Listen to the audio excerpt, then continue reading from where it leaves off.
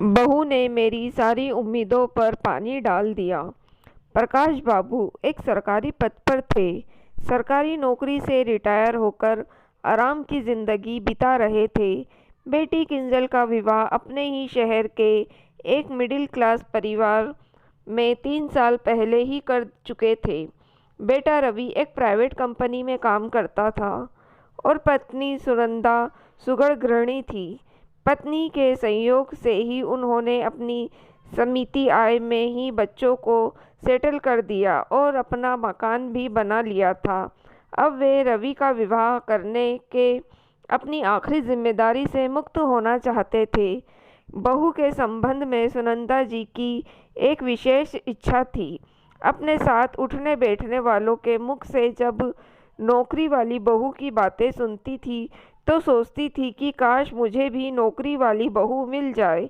शादी ब्याह को सेटल करने में उनका छोटा भाई काशी बहुत माहिर था, जो अपनी पसंद बताकर रवि के लिए पत्नी ढूंढने की जिम्मेदारी उन्होंने अपने भाई काशी बाबू को दे दी। काशी बाबू ने भी इस काम में तनिक भी देरी नहीं की और अपने ही गांव के एक परिचित की बेटी सुमन को सुंदर सुशील होने के साथ साथ सुनंदा जी के ही शहर के एक अस्पताल में महिला की डॉक्टर भी थी, उससे रवि का विवाह की बात चला दी। सुनंदा जी के लिए तो लड़की नौकरी करती है, यही बहुत था, और प्रकाश बाबू ठहरे पत्नी के अनुचर। बस एक ही दिन सुनंदा जी परिवार अपने होने वाली बहू को देखने चल दी। रवि और सुमन को एक दूसरे को पसंद कर लिया और उसी दिन अंगूठी पहनाकर सगाई की रस्म पूरी कर दी गई। शुभ मुहूर्त में सुनंदा जी ने बेटे का विवाह कर दिया और सुमन को बहू बनाकर ले आई। भरा पूरा परिवार और सहेली जैसी ननद किंजल का स्नेह पाकर सुमन बहुत खुश थी। विवाह से पूर्व ही उसने अस्पताल से 1 महीने की छुट्टी ले ली थी, इसलिए अपने पति और परिवार वालों के समय बिताने का उसे पूरा मौका मिल गया था। कुछ दिनों बाद किंजल अपने ससुराल चली गई और रवि भी अपने काम पर जाने लगा। सुमन सास के पास बैठती, उनके काम में हाथ बटाती और उन्हें अस्पताल के किस्से सुनाकर उनका मन बहलाती। उनने से भी तो ऐसी ही ससुराल की कल्पना की थी जो उसे मिल गया था। सुनंदा जी तो इतनी खुश थी कि अपने पति और रिश्तेदारों को कहती रहती कि मेरी तो अब सारी उम्मीदें पूरी हो गई हैं। 1 महीने की छुट्टी खत्म होते ही सुमन अस्पताल जाने लगी। जाने से पहले वहाँ सास ससुर का नाश्ता, दवाई, फल, दूध आदि सब तैयार कर जाती। कुछ रह जाता तो अस्पताल से घर के नौकर को फोन करके पूरा करने को याद दिला देती थी। अस्पताल से आने पर भी सारे काम पर उसकी बराबर नज़र रहती थी, लेकिन पहले जैसा सास के पास वह अब बैठ नहीं पाती थी। कभी कभी तो उसे रविवार को भी अस्पताल जाना पड़ जाता था और यही बात सुनंदा जी को खलने लगी। सुनंदा जी को उम्मीद थी कि अस्पताल के काम के साथ साथ सुमन घरेलू बहू की जिम्मेदारी भी निभाएगी, लेकिन ऐसा करना सुमन के लिए तो कतई संभव न था। उसके मरीज महिलाएं थीं जिन्हें देखना उसकी प्राथमिकता थी। बस इसी बात पर सुनंदा जी ने अपनी बहू से दूरी बना ली थी। उसके कुछ पूछने पर हाँ हूँ कह देती, यहाँ तक कि बेटी को फोन करके कहती कि मेरी उम्मीदों पर तो पानी फिर गया है। एक दिन उसका भाई काशी बहन से मिलने आया तो उस पर बरस पड़ी कि तूने तो मुझे ठग लिया, दूसरों की बहुओं को देख और हमारी है। काशी बाबू ने अपनी बहन को बहुत समझाने की कोशिश की, लेकिन सुनंदा जी तो बस अपने आगे किसी की कहाँ सुनती। किंजल अपनी भाभी को बहुत अच्छी तरह से समझती थी, इसलिए एक दिन उसके अस्पताल जा पहुंची। अस्पताल में अच्छी खासी भीड़ थी। बड़ी मुश्किल से सुमन ने किंजल से मिलने के लिए 5 मिनट का समय निकाला। हाल चाल पूछने के बाद सुमन ने आने का कारण पूछा तो किंजल टाल गई।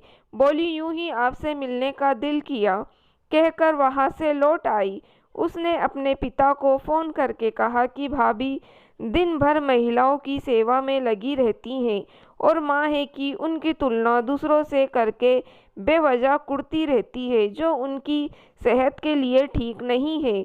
और यही दुआ सुनंदा जी का ब्लड प्रेशर लो हो गया। घबराहट, बेचैनी के काले सायों ने उन्हें घेर लिया।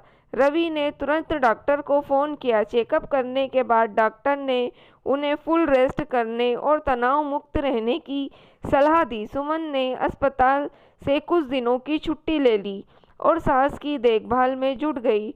डॉक्टर तो वो थी कि हर तरह से सास का ख्याल रखने लगी। बहू की सेवा से सुनंदा जी के स्वास्थ्य में तेजी से सुधार होने लगा। उसी समय काशी जी बहन से मिलने आए। सुनंदा जी ने कुछ कहना चाहा तो काशी ने उनके मुंह पर अपना हाथ रख दिया और बोले, दीदी, दूसरों की बहुएं कैसी भी हो, आपकी बहू जैसी कभी नहीं हो सकती। आपके बदले व्यवहार को देखते हुए भी सुमन के चेहरे पर शिकन तक नहीं आई। किंजल अपने ससुराल है, बेटा अपने काम पर है, तो इन सब की कमी सुमन ही तो पूरी कर रही है ना। आपने तो उससे बहुत सारी उम्मीदें लगा रखी थी, जिसे पूरा करने की वह हर संभव कोशिश कर रही है, लेकिन क्या आप उसकी उम्मीदों पर खरी उतरी? भाई काशी की बात सुनकर सुनंदा जी सोचने लगी। तभी नीलिमा जूस लेकर आ गई। जीजाजी से मिलकर आता हूँ, कहकर काशी बाबू चले गए और सुमन जूस रखकर जाने लगी, क्योंकि वो नहीं चाहती थी उसकी वजह से मम्मी जी कोई टेंशन ले। तभी सुनंदा जी ने उसका हाथ पकड़कर रोक लिया। बोली, बहू, तुम्हें पाकर मेरी तो सारी उम्मीदें पूरी हो गई। लेकिन मैं कुछ नहीं कहते हुए उनकी आंखों से आंसू बहने लगे। सुमन उनके आंसुओं को पोंछते हुए बोली, मम्मी जी, मुझे तो आपने उम्मीद से ज़्यादा दिया है। रवि जैसा केयरिंग पति और किंजल दीदी जैसी प्यारी ननद के रूप में बहल मिलने की बात तो मेरी सारी तमन्नाएं पूरी हो गई हैं। अच्छा, अगर ये बात है तो मेरी एक इच्छा और पूरी कर दो।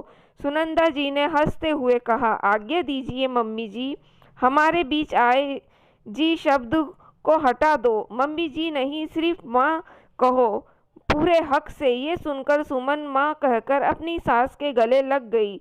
दोनों की आंखों से भावनाओं का समंदर बहने लगा। दरवाजे पर खड़े प्रकाश जी अपनी पत्नी का नया रूप देखकर चकित थे। सास बहू के नए रिश्ते देखकर वे भावुक हो उठे और अपनी आंखों के भीगे कोर को पोंछते हुए मन ही मन ईश्वर को धन्यवाद देते हुए बोले, हमारी बहू पूरे परिवार की उम्मीद पर खरी उतरी है। सच है, हम सभी एक दूसरे से तो उम्मीद लगा लेते हैं, लेकिन बात तब बनती है जब हम भी दूसरों की उम्मीद पर खरा उतरे, अपनों के चेहरे पर मुस्कान लाए। बहू बहू होती है, कोई काम की मशीन नहीं जो वह बहक और अंदर सब देखे। जैसे हम चाहते हैं बहू आए हमारा और हमारे परिवार का ख्याल रखे, ऐसे ही हमें भी करना चाहिए। हमें भी बहू का पूरा ख्याल रखना चाहिए। दोस्तों, अगर आपको कहानी पसंद आई हो तो प्लीज़ आप मेरे चैनल को सब्सक्राइब ज़रूर कीजिएगा और मेरी वीडियो को लाइक और शेयर भी ज़रूर कीजिएगा। Thank you for watching.